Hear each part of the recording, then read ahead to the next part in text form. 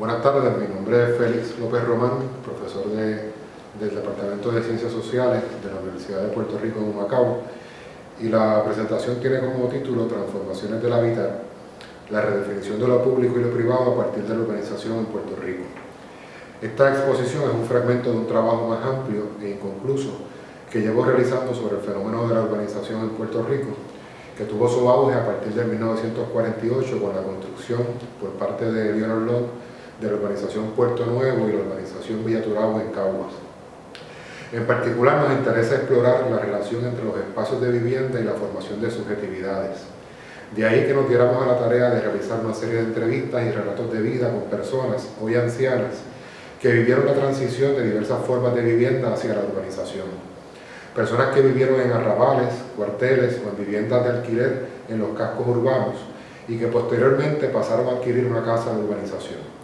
Nos interesa explorar y contrastar el sentido atribuido a esas diversas formas de vivienda para comprender el significado del fenómeno de la urbanización en Puerto Rico en relación con el sujeto que la habita. De este modo, como unidad de análisis, utilizamos el relato de las personas entrevistadas. Los relatos de vida establecen las condiciones comunicacionales para que el entrevistado pueda recrearse a partir de la narración que realiza de sí mismo. En esa narración hay una formación del yo a partir del núcleo generador del relato, que tiene como referente a la urbanización y desde el cual va demarcando los límites de su subjetividad. El relato de vida permite construir en el mismo acto comunicativo esa vivencia y por tanto el sujeto que la experimenta. La formación de una narrativa basada en la memoria debe entenderse como una construcción que se realiza desde el presente mismo. La memoria no es un viaje al pasado, sino una construcción que se realiza en el momento en que el entrevistado forma su narrativa. Es en este marco que delinea los contornos de esta breve exposición que se presenta como conclusiones tentativas del trabajo anteriormente descrito. Habitar es algo más que ocupar un espacio en una determinada forma de vivienda. El acto de habitar propone también una forma de ser en relación con la vivienda que se habita. Limitar la relación entre el sujeto y el espacio a un mero acto de ocupación supondría pensar el espacio como un contenedor de objetos y el individuo como un ser que preexiste a las relaciones que establece. La relación con el espacio es una deformación de un sujeto que está condicionado, en nuestro caso, por la vivienda. Así, la transformación de las formas de vivienda supone también una transformación en las formas del ser que habita ese espacio. La constitución física de la casa no recoge la dimensión compleja del habitar, aunque tenga este como su meta. Como ya señalaba Heidegger, toda construcción tiene como meta el habitar, pero no es la estructura final la que proporciona el sentido del habitar, sino el mismo acto de construir. Porque, citando a Heidegger, construir no es solo medio y camino para el habitar, el construir es en sí mismo ya el habitar. Lo que señala Heidegger es la correspondencia de la palabra Wohnen del alemán antiguo, la cual recoge a la vez la noción de construir y la noción de habitar. En ese sentido, el construir y lo construido son formas de habitar y también de ser, ya que siguiendo a Heidegger, la noción Wohnen está vinculada con el alemán Ding, soy, de tal manera que el ser es a su vez una forma de habitar que se encuentra relacionado con una construcción de sí mismo. Al masificarse la urbanización en Puerto Rico con la construcción en 1948 de la urbanización Puerto Nuevo, también se impuso una forma dominante de vivienda para la población del país y por tanto supuso la formación de un sujeto en relación a ese tipo particular de vivienda.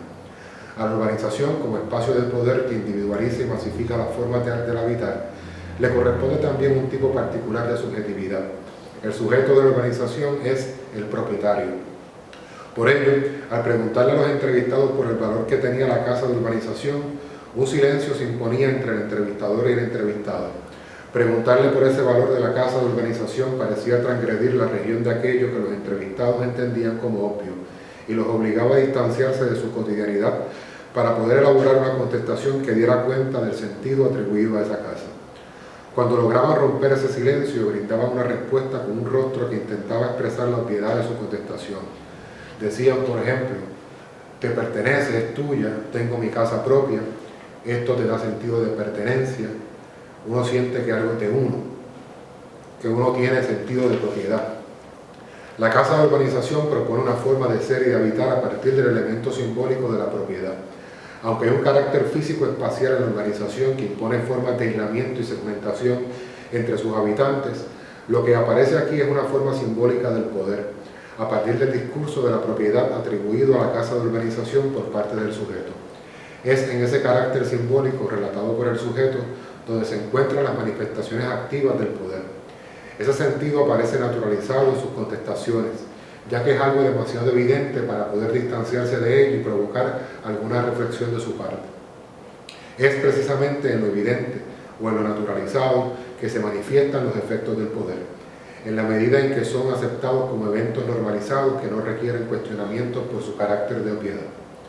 Preguntarle al loco por qué está en el manicomio o preguntarle al confinado por qué está en la cárcel llevaría a una contestación igualmente naturalizada. El loco dirá que tiene problemas mentales y el confinado dirá que cometió un delito. De la misma forma, el sujeto de la casa de urbanización dirá que tiene una propiedad. Lo que hay aquí es la internalización de un discurso de poder que conforma a un sujeto que se reconoce allí mismo, en ese discurso, porque su subjetividad es un efecto de ese poder. La casa de urbanización es la materialización de esa forma simbólica del poder. Esa dimensión simbólica del poder se acerca más al planteamiento de Pierre Bourdieu en relación al poder simbólico. Menciona Bourdieu, el poder simbólico es un poder de construcción de la realidad que tiende a establecer un orden nociológico, el sentido inmediato del mundo, y en particular del mundo social. Supone lo que Durkheim llama el conformismo lógico, es decir, una concepción homogénea del tiempo, del espacio, del número, de la causa, que hace posible el acuerdo entre las inteligencias. Cierro la cita. Desde esa dimensión simbólica de la propiedad, la urbanización operó como una forma política del aislamiento, al formar un tipo de subjetividad que definió su vida desde la privación y el distanciamiento del contacto con los otros. Esa forma de privación no operó solo desde la estructura físico-arquitectónica de la casa de urbanización, sino también que el sentido de propiedad formó parte de esa dimensión simbólica del poder que contribuyó a generar esos distanciamientos desde el ámbito de la subjetividad.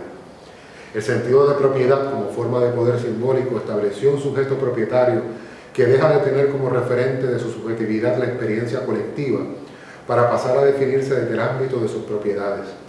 Este proceso forma parte de un periodo particular de posguerra, en donde los sujetos que se definen a partir de los objetos de consumo que pueden ostentar. Como consecuencia se desinfla el ámbito de lo común y por lo tanto el sujeto propietario aparece como un ser que vive desde la privación. Ser propietario se convierte en un símbolo ordenador de la vida social que va gestando formas diferentes de concebirse a sí mismo y de transformar las relaciones con los otros. La casa de urbanización se significó a partir de la noción de propiedad y con ella sirvió de plataforma para la realización de un sujeto atado a los valores dominantes de la sociedad de consumo de posguerra. La categoría simbólica de propiedad adscrita a la casa de urbanización opera también desde una dimensión espacio-temporal en la constitución del sujeto propietario. Los símbolos son portadores de temporalidad y de nociones espaciales que conforman la relación que establece el sujeto consigo mismo y con los otros. Los espacios evocan memorias, formas de vida y experiencias que forman parte de la concepción del sí mismo. Esa dimensión significativa del espacio supone también una vinculación con el carácter temporal del mismo. Ambas dimensiones, espacio-temporal, conforman el lugar desde donde se forma y se ejercen esas subjetividades. En lo que respecta a la dimensión temporal del sentido de propiedad, de lo que se trata es de la activación de un deseo de ser propietario, vinculado a las ideas de progreso, mejoramiento y transformación de las condiciones de vida. El deseo por la propiedad es asumido como una plataforma para poder gestar otro tipo de acciones y formas de ser que parecerían que sin esa propiedad no hubieran sido posibles realizar. Una de las operaciones del poder se da a través de la formación del deseo y no a través de mecanismos de represión. Como ya mencionaba Félix Guattari en conjunto con Gilles Deleuze, el deseo no está ubicado en las regiones internas de la psique, sino que es una forma colectiva que por su carácter caótico y amenazante, las sociedades capitalistas individualizan en un ejercicio de voluntad de ser. Hay un deseo por la casa de urbanización que refleja a su vez un deseo por la propiedad. Por ello, la urbanización se convierte en una plataforma de poder que crea las condiciones o la posibilidad de ser a partir de la figura simbólica de la propiedad. Esa activación del deseo supone desde la dimensión temporal de marcar aquello que se considera lo antiguo y lo moderno. De ahí que también el sujeto propietario asumió una identidad atada a la idea de modernización. De esa forma se moraliza la casa de urbanización como forma adecuada desde el vivir, o del buen vivir. De ahí que el sujeto propietario establezca distinciones con aquellos que no forman parte de la vida urbanizada. Esa moralización del buen vivir atado a la casa de urbanización está recogida, y no tengo tiempo para abundar sobre ello, en el folclore puertorriqueño a través de canciones como Yo tengo ya la casita, de Rafael Hernández, o en la película La criada malcriada, que es un elogio a la vida del suburbio, y precisamente su carácter cómico está vinculado a dos sujetos representados por Berla González y Chori Castro, que no encajan con la vida del suburbio.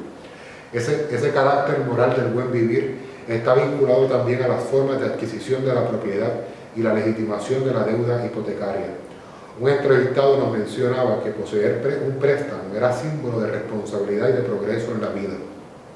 La deuda hipotecaria se estableció como una forma legítima de adquirir una propiedad frente a las apropiaciones ilegales de terrenos y viviendas que proliferaban en Puerto Rico. La deuda pasó a ser no solo un mecanismo de control y fijación temporal de las subjetividades a través de los préstamos a 30 años, sino también que se convirtió en un símbolo de responsabilidad por parte del sujeto que adquiría una casa de urbanización. La legitimación de la deuda como forma de adquirir una vivienda va más allá de una mera relación económica, sino que está vinculada a formas de control individuales y colectivas, como menciona Lazarato, o como ya me adelantaba Gil Deleuze, en las sociedades de control el hombre ya no es el hombre encerrado, sino el hombre endeudado. El sujeto propietario de una casa de urbanización se convirtió así en un sujeto fijado y estabilizado a una casa y a los parámetros rítmicos del mercado que transitan entre la fábrica, el espacio de consumo y el hogar. Desde su dimensión espacial, el sentido de propiedad redefinió lo que los entrevistados consideraban como los espacios de lo propio. El sujeto propietario interiorizó su vida a la estructura física de la casa de urbanización. Esto contrasta con la experiencia que nos narran los mismos entrevistados, en donde la vida anterior a la urbanización a través del contacto con los otros. La urbanización redujo ese espacio de la propiedad creando una forma de encierro bajo el signo de la privacidad y la comodidad. De esta forma el sujeto se desplazó hacia una vida interiorizada que se contrastaba con las formas de vida anterior a la urbanización, en donde se transitaba con la exposición con los otros a través de los espacios de lo común y en donde la vida transcurría más allá del enclaustramiento de la casa. Esa redefinición de los espacios de lo propio estuvo marcada por el valor atribuido a la privacidad como forma deseable de vida. En ese reino de la propiedad, la privacidad se estableció como frontera para resguardo de las posesiones del sujeto. La experiencia colectiva y de intercambios con los otros se transformó hacia un sujeto que se relacionaba consigo mismo y con sus posesiones. En otras palabras, la ilusión de tener algo propio transformó el sentido que el sujeto tenía de sí y sus relaciones con los otros. Cuando observamos las narrativas de los entrevistados, damos cuenta de que anterior a la urbanización existía cierta precariedad de vida que a su vez se subsanaba en una relación constante con los otros en espacios públicos como la plaza, el intercambio social en los grifos públicos o las plumas públicas, las relaciones de familiaridad entre vecinos o los intercambios de comida que mantenían entre ellos. El discurso de los entrevistados se desdobla en esos dos momentos marcados por la transición hacia la vivienda de urbanización. Cuando hablan de la vivienda anterior a la urbanización, su narrativa está cargada de nombres, relaciones, experiencias del afuera. La vinculación con los otros se daba en formas del compartir, de la vigilancia mutua, de la construcción de viviendas en conjunto, entre otras formas. El concepto de posesión de ese sujeto anterior a la urbanización dista mucho de ser igual al concepto de propiedad. La posesión para aquel entonces era portadora de una deuda con el otro y por ello se compartía con el otro. La redefinición de ese sujeto no estaba marcada por la posesión, sino por la relación con la otredad. Ese sujeto es una especie de sujeto del dar. Ese dar no se refiere a la figura de la compasión hacia el otro, más bien nos referimos a un sujeto que se encuentra en un afuera, que lo mantiene en una constante relación con el otro y conforma su subjetividad a partir de esa relación. Hablar de un sujeto del dar es hablar de un sujeto en disposición y en exposición. Ambas categorías remiten a una apertura del yo desde ámbitos diferentes pero no excluyentes. La disposición es un estar fuera de posición, disposición, un yo en ausencia de una posición fija o fijada. Ya, como dice François Julian, que un yo preso de su posición habría perdido su disponibilidad. Por su parte, la exposición remite también a una forma del afuera, a un sujeto que está disponible a la vista de los otros y por tanto al entrecruce relacional con esa otra edad. Sin embargo, cuando hablan del momento en donde cuando los entrevistados hablan del momento en donde adquieren su vivienda de urbanización, su narrativa se transforma en una especie de inventario de adquisiciones. El sujeto de lo propio, el de la casa de urbanización, no es un sujeto de la disposición, sino por el contrario de la posición. Ese posicionamiento se da a partir de la obtención de una propiedad. Esa propiedad le da un sentido de sí mismo frente a los otros. De ahí que la casa de urbanización le permita distinguirse de los demás, le otorga un estatus social a partir de la propiedad. El sujeto de lo propio se desvincula del otro para vincularse con sus propiedades. De ahí que conforme una esfera de privacidad fundamentada en el encierro y en el aislamiento del otro. El sujeto de lo propio siente que ya es porque posee algo. Ese algo tan suyo tiene que estar fuera de la vista o la incursión de los otros. La interiorización de los servicios básicos conforma una interiorización de las prácticas domésticas y ya no hay necesidad de salir afuera porque los asuntos domésticos se privatizan. De igual forma, la seguridad deja de ser un elemento comunal para convertirse en una propiedad que tiene que garantizarse el sujeto del suburbio. La posesión de una casa de urbanización forja un sujeto que forma parte, para utilizar el término de Hannah Arendt, de una masa de soledades, condicionadas por el carácter privativo de la propiedad. No queremos con esto idealizar el pasado ni la experiencia colectiva, como si en ella radicara algún tipo de solución. A fin de cuentas hay espacios públicos y experiencias colectivas, por ejemplo en las ciudades, que se manifiestan, como menciona Manuel Delgado, como interacciones de la indiferencia, donde el otro no es importante para la formación de la experiencia de vida. Sin embargo, en la experiencia colectiva, como lo narraban los entrevistados, hay la posibilidad de ensayar otras apuestas de lo social y lo político, al margen de los aparatos de dominación del Estado y del capital. El espacio público se convierte así en una amenaza para estos aparatos de dominación porque permiten gestar otras formas de subjetividad que están fuera de los márgenes normativos. Más que idealizar la experiencia colectiva, lo que hemos querido observar es cómo operaron las formas de poder en el desmontaje de dicha experiencia, en la promoción de una vida individualizada y enclaustrada a partir de la propiedad de una casa de urbanización. En la urbanización se uniforma y homogeniza la vida, o más bien las soledades. Como menciona Richard Sennett, y cito, si una vez existió una masa de cuerpos estrechamente unidos en los centros de las ciudades, la muchedumbre hoy en día se ha dispersado. Cierro la cita. La casa de urbanización opera como una forma de esa dispersión, aislando los sujetos y vaciando el espacio público de posibles contactos con el otro.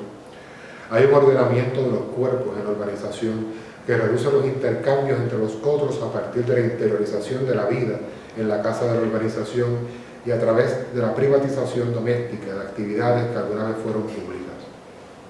Si bien el aspecto físico-espacial de la urbanización promueve esas formas de segmentación, lo que hemos dado cuenta en este trabajo es que la urbanización también propone una forma de aislamiento y de soledad basada en la formación de una subjetividad fundamentada en el poder simbólico de la propiedad.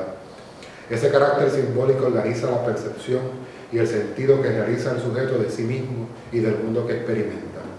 La noción de propiedad no solo aparece como una forma de poder vinculada solamente al ámbito de las urbanizaciones. Más bien el sentido de propiedad, como ha apuntado Paula Sibilia, operó como una forma de ordenamiento de las subjetividades durante el desarrollo de la sociedad del capitalismo industrial y de posguerra. La propiedad formó parte de ese entramado de poderes para fijar subjetividades que correspondieran a los intereses del mercado basados en el trabajo y en el consumo.